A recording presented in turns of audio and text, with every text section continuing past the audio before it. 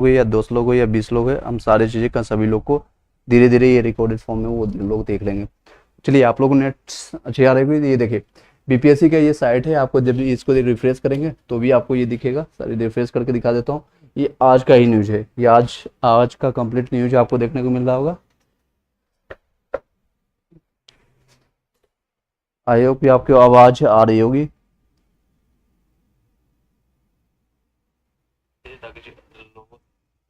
हाँ ठीक है, चलिए सीधे चलता हूँ। ये देखिए आपका ये बीपीएससी का साइट है और यहाँ से हम क्या चीज़ें आपको देखने को मिल रहा है। Important notice, date of application for the post of school teacher under education department government of Bihar has been re extended, यानी दोबारा से एक्सटेंड किया गया है, री एक्सटेंडेड टिल 19 जुलाई 2023। इससे candidate can also apply from 20 July to 22 July, यानी 20 से 22 तक भी जुलाई कर सकता है विद द लेट फी। लेकिन इसमें आपको लेट फी चार्जेस लगेगा। लेट फी चार्जेस हो सकता है आपको 750 या फिर उससे ज़्यादा भी लग सकता है। तो चलते टोटल नोटिस को हम पढ़ने की कोशिश करते हैं। इस पर क्लिक करेंगे, थोड़े सेकंड में ये डाउनलोड हो जाएगा, फिर इसको हम जानने की कोशिश करते हैं। और भी हम चीज़ें जो भी लोग हैं व्हाट्सएप टेलीग्राम में आप जाकर शेयर कर दीजिए जो भी मैसेज रहेगा, क्योंकि इसमें हम सारी चीज़ डिस्कस करेंगे कि रिमेनिंग जो 35 डेज है 40 डेज में उस पर क्या क्या चीज़ें करना है। ये देखिए आपका इस तरह से नोटिस आपका ओपन हो चुका है और ये आज का डेट का है, ये ऑथेंटिक न्यूज़ है और ये आज का है और ये 15/7/2023 का है। चलिए इसको जानते हैं। आई होप कि क्लियरली आपको दिख रहा होगा यहाँ पर। और इस तरह से देखिए विज्ञापन संख्या 26/2023 प्राथमिक माध्यमिक और उच्च माध्यमिक विद्यालय अध्यापक नियुक्ति प्रतियोगिता परीक्षा के ऑनलाइन निबंधन की संख्या अंतिम रूप से आवेदन करने की संख्या में अधिक अंतर होने के कारण अंतिम तिथि जो 15/7/2000 को पुनः विस्तारित करते हुए 19/7 यानी कि 4 दिन एक्सटेंड किया गया। 19/7 आपको डेट दिया गया है, 19/7 ये आपका डेट है, ये फाइनल मान के चलिएगा। यदि उक्त विस्तारित हुई तिथि तक भी अभ्यर्थियों को आवेदन नहीं किया जाता है तो वे 20/7 से लेकर के 20/7 से 22/7 यानी 3 दिन एक्स्ट्रा मिला है। इसमें 3 दिन मिला है, कितना 3 दिन।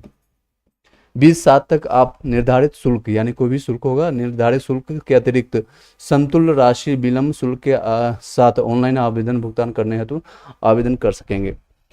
सेकेंड चीज़ जो देखिएगा एडिट, यानी ऑनलाइन एप्लीकेशन में कई लोगों ने एडिट की दिक्कत की है। कई लोग का रजिस्ट्रेशन नंबर सीटेट नंबर में कुछ डाल दिए हैं, मार्कशीट नंबर में सीरियल नंबर डाल दिए हैं, सर्टिफिकेट नंबर की जगह कोई दिक्कत है तो उन लोगों के लिए एक अच्छा अपॉर्चुनिटी है कि ऑनलाइन सबमिट करने के बाद सुधार एडिट करने का लिंक जो है आपका पेमेंट करने के पहले तक उपलब्ध होगा, जो कि विलंब यानी कि विलंब शुल्क के ऑनलाइन आवेदन की अंतिम तिथि रहेगी आपका 22/7/2023 तक रहेगी, उपलब्ध रहेगा। यानी कि कुछ आपका शुल्क लगेगा, उसके बाद आप एडिट कर सकते हैं, ये अच्छी चीज़ है। इसके उपरांत अवधि जो विस्तारित नहीं की जाएगी, ये यहाँ पर लिखा हुआ है थर्ड पॉइंट्स में, इसके बाद एक्सटेंड नहीं किया जाएगा। जो 22/7 है इसके बाद एक्सटेंड नहीं किया जाएगा। ये फाइनल नोटिस शायद इनकी तरफ से ये आया है। पूर्व में दिनांक 30/5 को प्रकाशित विज्ञापन को हद तक संशोधित समझाया जा सके अनशर्त। कई संशोधन हो चुका है, 10 से 15 बार संशोधन हो चुका है, कई बार मैंने भी बताया है, आप लोगों ने देखा है। अब ये सारी चीज़ें चेंजेज है, अब कंपटीशन इसलिए ये सारी चीज़ें किया गया है। रीजन वाइज ये है कि मैं आपको बताना चाहूँगा, थोड़ा एक्सटेंड कर करके ये सारी चीज़ें चेंजेज। चलिए क्या क्या चीज़ें हैं इसमें हम एक्सटेंड करके हम और भी जानने की कोशिश करते हैं। रीजन क्या है, ऑलरेडी क्योंकि 8 लाख 8.5 लाख उन्होंने रजिस्ट्रेशन किया, लेकिन एक्चुअल जो पेमेंट इनके पास आया है 6.5 लाख के आसपास फॉर्म अप्लीकेशन अभी फिल किया गया। देखिए लास्ट लेक्चर में मैंने बिहार मैप के बारे में बताया है, आप जाकर के उस वीडियो को भी देख सकते हैं। ये सारी चीज़ें तो इनके पास लगभग 8.5 लाख के पास रजिस्ट्रेशन हुआ। अब रजिस्ट्रेशन इतना ज़्यादा क्यों हुआ, क्योंकि कई लोगों ने दोबारा रजिस्ट्रेशन किया, अलग अलग तरह से रजिस्ट्रेशन किया, तो 2-2.5 लाख लोग जो रिपीटेड होंगे, जो इनका गलत हुआ कैंसिल करके दोबारा कर रहे हैं रजिस्ट्रेशन, उनके पास कई लोगों ने दोबारा रजिस्ट्रेशन किया, यानी उनके पास ये रजिस्ट्रेशन है 2 लाख के आसपास, 6.5 लाख के आसपास इनके पास पेमेंट पहुँच चुकी है, जो कि फाइनल सबमिशन हो चुका है और अच्छे से लोगों ने फॉर्म को फिलअप कर दिया।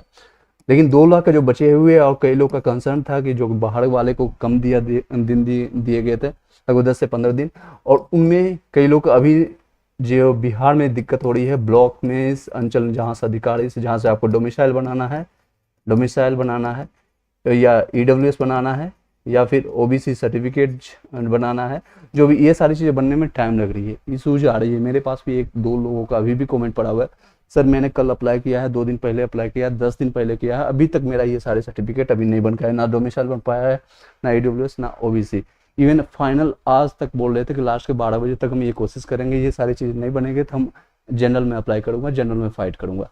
लेकिन अगर बिहार के निवासी हैं और वहाँ के अप्लाई करना चाहेंगे तो ओबियसली वो फाइट करना चाहेंगे उनको ईडब्ल्यूएस में या ओबीसी में, एससी एसटी कैटेगरी में, तो उनको फ़ायदा थोड़ा सा ज़्यादा होगा। क्योंकि आपको पता है 1 to 5 में जो है सिर्फ वो जो फाइट करने वाले हैं 13,000 से समथिंग जो है, 13,900 समथिंग जो सीट है, इसको हटा देता, 13,900 प्लस जो सीट है, इसी जो कि ये मेल कैंडिडेट का है, इसी में यूआर कैटेगरी के ईमेल कैंडिडेट में जितने भी लोग हैं फाइट करेंगे, चाहे बाहर के हो या फिर पूरे बिहार राज्य के हो, सभी लोग इसी में फाइट करेंगे। अगर मान लीजिए ओबीसी का कोई कैंडिडेट है या ईडब्ल्यूएस का कैंडिडेट है और उसने जनरल का कट ऑफ पार कर दिया है, जो कि जनरल का कट ऑफ मान लीजिए 90 गया अप्रोक्स, मैं मान के चलता है एजम्पशन के रूप में, जो कि 120 में से 90 नंबर ले आया है और उसने ईडब्ल्यूएस का बंदा 90 प्लस ले आया या ओबीसी का बंदा लेके आया 90 प्लस लेके आया, जो कि जनरली लाते हैं, कई लोग ऐसे हैं लाते हैं, या एससी कैटेगरी का हो गया या फीमेल कैंडिडेट हो गया, तो ये सारे कैंडिडेट यहीं पर आ जाएंगे, इसी में आके फाइट करेंगे। और जो बाहर के हैं यूपी के, एमपी के, राजस्थान के या फिर झारखंड के, ये सारे लोग भी इसी में फाइट करेंगे, यूपी के, एमपी के, तो यहीं पर आपका कंपटीशन होगा, यहीं पर आपका सीट को ब्लॉक किया जाएगा, ये सारी चीज़ें होगी। अब चलते हैं आगे क्या चलना है, जो कि आपके 15 लगभग 35 दिन के आसपास आपका डेट बचा हुआ। एग्जाम डेट में कोई भी चेंजेस नहीं देखने को मिला है, आपका exam date as it is रहेगा, एग्जाम डेट वही रहेगा आपका 24 से लेकर के 27, 24 से 27 अगस्त, ठीक है, 24 से 27, 24, 25, 26, 27 अगस्त तक वही रहेगा डेट, 1 to 5, 9 से 10th, 11 से 12th। लेकिन ये चीज़ें चेंजेज हो सकती है क्योंकि 6.5 लाख से ज़्यादा अप्लीकेंट आ चुके हैं, उनके पास जो फॉर्म, जो एग्जामिनेशन सेंटर जो डिसाइडेड किया गया था, जो कि मुख्यमंत्री नीतीश कुमार के द्वारा बोला गया था कि हम एक पारी में ही एग्जामिनेशन लेंगे, जो कि एक पारी में लेने की उनकी क्षमता नहीं है, उनके पास वो कैपेसिटी नहीं है। उन्होंने जो निकाला है सीट डाटा, आपको लास्ट वीडियो में कई लोगों ने बताया है, उस पर देख सकते हैं। तो उनके अनुसार ये कहा जाता है तो 2 सेकेंड पारी में भी होगा एग्जामिनेशन, यानी 2 पारी में एग्जामिनेशन होगा, मॉर्निंग और आफ्टरनून में कर करके 2 घंटे का आपका एग्जामिनेशन होगा। क्योंकि एक पेपर है 100 पेपर का, जो पेपर 1 है 100 पेपर का 120 मिनट का, और सेकेंड पेपर है आपका 120 क्वेश्चन का 120 मिनट का, ठीक है, ये भी 120 मिनट का, यानी 2 घंटे का ये है, 2 घंटे का ये है, 1 घंटा एक्स्ट्रा लिया जाता है, 1-1.5 घंटा एक्स्ट्रा लिया जाएगा आपका सारी चीज़ें चेक करने के लिए, इन करने के लिए, आउट करने के लिए, सारी चीज़ें मान के चलिए 3 घंटा यहाँ पर होगा, 3 घंटा यहाँ होगा, 9 से 12 यहाँ हो गया, 1 से 4-5 के बीच में आपको ये छोड़ दिया जाएगा। तो 2 पारी में आपका एग्जामिनेशन होगा, नो डाउट। अब चलते हैं कि कई लोगों को डाउट है कि सर अब कंपटीशन क्योंकि प्रेशर बढ़ते जा रहा है, प्रेशर बढ़ रहा है, कंपटीशन है, कई चीज़ें हैं, टॉपिक्स यही है, किस तरह से तैयारी करें।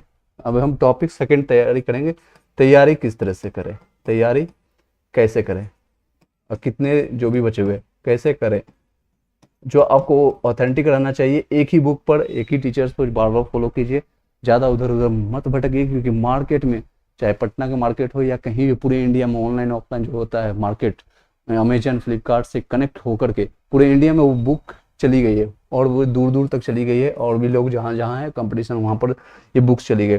तो ज़्यादा बुक इकट्ठा करने से कोई फ़ायदा नहीं है। जो भी आप बुक पढ़ रहे हैं, चाहे एक प्रैक्टिस सेट लगाइए, प्रैक्टिस सेट कोई भी एक से या 2 ले लीजिए, प्रैक्टिस सेट डेली लगाइए। अब इससे पहले मैंने मना किया था क्योंकि कॉन्सेप्ट बनाने के लिए आप टाइम दीजिए। अगर आपने कॉन्सेप्ट बना लिया ऑलरेडी, आपके पास कोई क्वेश्चन होगा तो क्वेश्चन पूछ सकते हैं। Good work, thank you Mayank sir.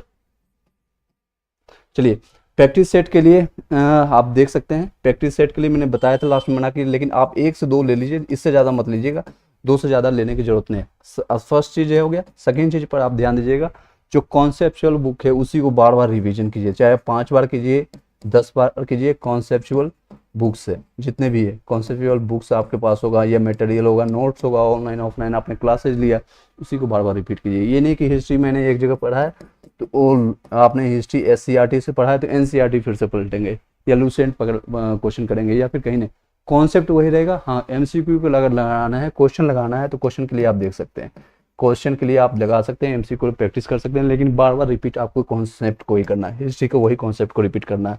Similarly आपको ज्योग्राफी के साथ वही करना है, ज्योग्राफी यानी भूगोल के साथ। इसका मेरे पास नोट्स भी तैयार है, आप नोट्स को ले सकते हैं, जो कि हैंड रिटन नोट्स है, उसको बार बार रिपीट कीजिए। उसका वीडियो भी मैंने प्लेलिस्ट बना दिया है, आप जाकर के उसको देखिए, आपको बहुत फायदा होगा। ज्योग्राफी में जितने भी कॉन्सेप्ट है, जो कि 6 से लेकर के 12 तक का है, एससीईआरटी की बुक को है, और उसको हेडलाइन लगाइए, टिक लगाइए। एक और भी चीज़ हम लाने वाले हैं एससीईआरटी में, एनसीईआरटी जितने भी एससीईआरटी बुक्स हैं, खास के लिए 6 से लेकर के 12 तक सारे सब्जेक्ट का, हिस्ट्री का हो या फिर पॉलिटी का हो या फिर आपका ज्योग्राफी का हो या फिर आपको फिजिक्स केमिस्ट्री बायोलॉजी हो, जो कि साइंस के पीसीबी जिसको है, ये सारे सब्जेक्ट्स का हम लाएंगे, जो उसमें सारे हेडलाइन किया हो, जो कि इंपॉर्टेंट पॉइंट्स होगा वही से पढ़ना है। यानी कि अगर 6 क्लास का हम उठाते हैं, जो ज्योग्राफी का मान के चलिए, इसी की बात कर रहा हूँ, तो 70-80 पेज में, 80 पेज में अगर पूरा एससीईआरटी पढ़ देंगे, लेकिन उसमें इंपॉर्टेंट पॉइंट्स कौन सा है उसका स्क्रीनशॉट लेते चले जाइएगा और उसका नोट्स बनाते चले जाइएगा साथ में। अगर इसका नोट्स या नोट्स चाहिए तो आप कॉन्टेक्ट कर लीजिएगा हमारे दिए हुए नंबर पर, आपको डिस्क्रिप्शन में नंबर मिल जाएगा, या फिर कांटेक्ट कर सकते हैं। अभी आपको बोलना कुछ कर सकते हैं, बता सकते हैं। चलिए, सिमिलरली आपको ज्योग्राफी का वही करना है, इसको बार बार रिवीज कीजिए, कम से कम 5 से 10 बार इसको रिपीट कीजिए, रिवीजन कीजिए।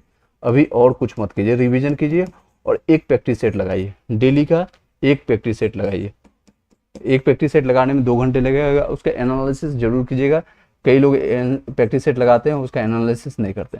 एनालिसिस लगाने में भले आपको 2 घंटा और लग जाए, एनालिसिस कीजिए। जो क्वेश्चन दिक्कत होती है, फंसती है, या उनका कॉन्सेप्ट नहीं आता है, तो उसके कॉन्सेप्ट को जाकर समझिए। उसी सारे बुक से आपको एनसीईआरटी, एससीईआरटी की बुक से जाकर कॉन्सेप्ट को समझिए, उससे रिलेटेड क्वेश्चन बनाने का टाइम आ चुका है। अब वो नहीं टाइम रहा जो कि मैंने लास्ट मंथ बताया था कि आपको कॉन्सेप्ट बनाइए, क्योंकि अब धीरे धीरे टाइम कमते जा रही है। लगभग 35 दिन के आसपास बचा है, आज 15 तारीख हो गया है।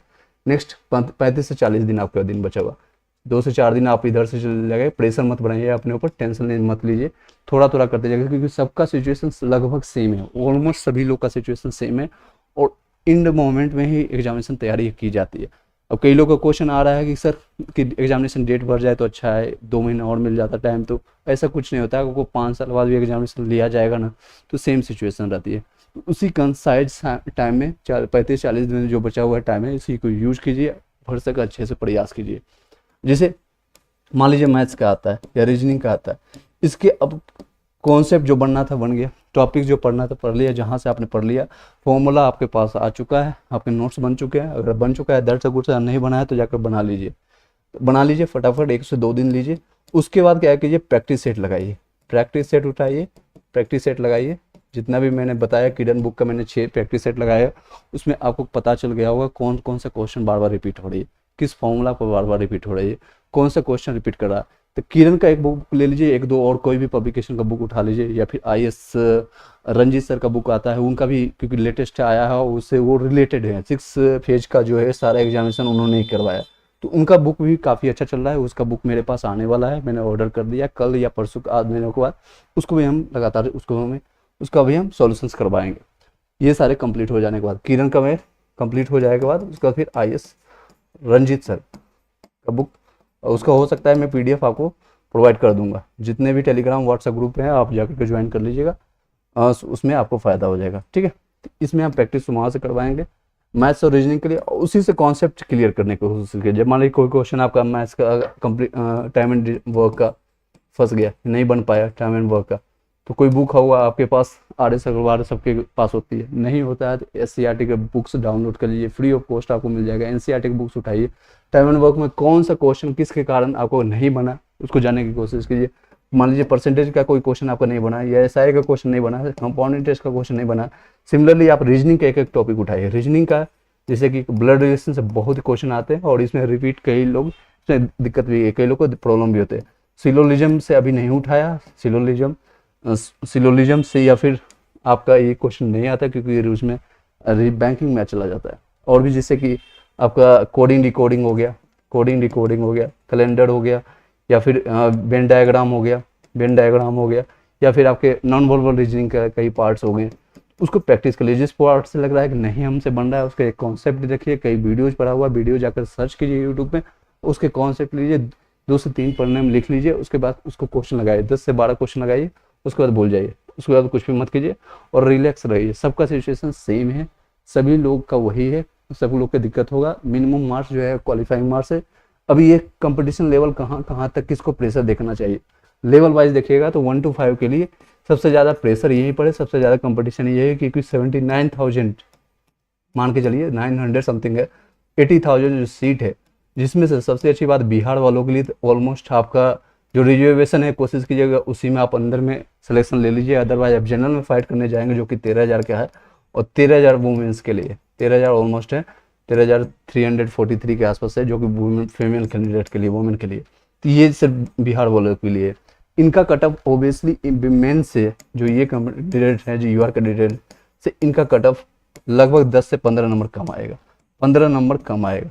तो रिलैक्स रहिए, एक एक टॉपिक पढ़िए और आराम से एग्जामिनेशन देने जाइए। इसमें प्रेशर थोड़ा मानते हैं कि यहाँ पर है, यहाँ कंपटीशन है, एक सीट पर अब 6 से 8 थी, अब 2 और 3 बढ़ जाएगी, क्योंकि डेट बढ़ चुका है 4 दिन, और 4 दिन बढ़ गया। कई लोग उतावले हैं, कई लोग सर्टिफिकेट बनाने में है, फॉर्म भरने में है। मेरे पास कई कॉल आई यूपी के आसपास, मिर्जापुर, गोरखपुर, बनारस से, सर मेरे पास ये सर्टिफिकेट है, मैं फॉर्म भर सकता हूँ। कई लोग एलिजिबल हैं तो भर सकते हैं, कई लोग अप्लाई किया है, उन्होंने अप्लाई किया है।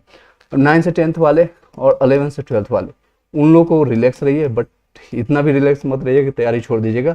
एटलीस्ट जो आपको क्वालिफाइंग मार्क्स है, यानी कि जो कि क्वालिफाइंग मार्क्स जो कि आपका 40% है जनरल कैटेगरी के लिए, क्वालिफाइंग मार्क्स जो भी है ये आपका क्वालिफाइंग मार्क्स है 40%। 40% अगर मानना है तो 120 का, सेकंड पेपर की बात कर रहा हूँ, सेकंड पेपर की बात कर रहा हूँ। इसी पर आपको, क्योंकि कोई भी आपका साक्षात्कार नहीं है, कोई भी आपका इंटरव्यू नहीं है, तो इसके बेसिस पर ही आपका सिलेक्शन होगा। तो इसका 40% निकालिएगा तो 12 चौक 48, 48 नंबर लाना मैंडेटरी है। और फीमेल कैंडिडेट के लिए 35% होता है, 35% और 30% SC ST, ये सारे कैंडिडेट मिनिमम मान के चलिए आपको 50 नंबर लेके आना है हर हाल में। इतना नंबर अगर लेके आते हैं 120 में 50 नंबर लाना बहुत आसान है। और इवन कई लोगों को तो ये भी देखा जा रहा है, इसमें तो थोड़ा सा कंपटीशन है भी, क्योंकि 32,000 की सीट में है तो 57,000 60,000 के आसपास फॉर्म फिलअप किया गया है, यानी एक कैंडिडेट पर लगभग 2 लोग फाइट करेंगे। लेकिन यहाँ पर तो कैंडिडेट ही नहीं मिल रहा है। यहाँ जो 32,000 33,000 जो सीट है, इसमें आपको कैंडिडेट ही नहीं मिल रहे हैं। लगभग उसका 10,000 कम, 15,000 कम फॉर्म फिलअप किया गया, क्योंकि उनकी जो पॉलिसी, जो कि नियमावली थी, उनके तहत स्टेट पास होना चाहिए, स्टेट पेपर 2 पास होना चाहिए, वो भी बिहार का। इसका पेपर ही नहीं लिया गया है, कई जगह लिया ही नहीं गया, कई पेपर लिया ही नहीं गया। 2019 के बाद कोई भी एग्जामिनेशन हुआ नहीं। अदर स्टेट वाले इसमें अप्लाई नहीं कर सकते हैं, दोनों में किसी में अप्लाई नहीं कर सकते, ना 9 से 10th में, ना 11 से 12th वाले। कई लोगों को मेरे पास क्वेश्चन भी आया था, सर शिवम नाम का यूपी से रहने वाले, उनका क्वेश्चन था कि सर BTBC पास हो। BTBC यूपी का होता है, 4 साल का कोर्सेज होता है या 2 साल का। उनका कहना था कि मेरे पास ग्रेजुएशन हो, BTBC पास हूँ और सीटेट पेपर 2 पास हूँ। तो सीटेट पेपर 2 आपका कलेक्शन होता है सिर्फ 6 to 8 के लिए, 6 to 8 के लिए होता है, 6 to 8 होता है पेपर, जो सीटेट पेपर 2 की बात कर रहे हैं उसमें आप क्वालिफाइंग। इसका वैकेंसी आया है नहीं तो इस पर चर्चा करना बेकार है। उनका क्वालिफाइंग वो कर रहे थे, मैं 9 से 10th के लिए फॉर्म को फिलअप कर सकता हूँ कि नहीं, कंप्यूटर साइंस से हूँ, नहीं आप फिलअप कर सकते हैं। उनका मैंने बताया था, कॉल पर ही बताया कि आप फॉर्म को फिलअप नहीं कर सकते, आप 1 to 5 में एलिजिबल हैं, आप 13,000 का जो है उसके लिए आप फाइट कीजिए। तो वहाँ पर फॉर्म को उन्होंने फिलअप किया और आगे बढ़ गए। चलिए तैयारी कीजिए। इन लोगों को कंपटीशन, जब मैंने बताया तीनों लेवल का कहाँ कहाँ ज़्यादा कंपटीशन है, किस लेवल पर किस हद तक आपको तैयारी करना चाहिए।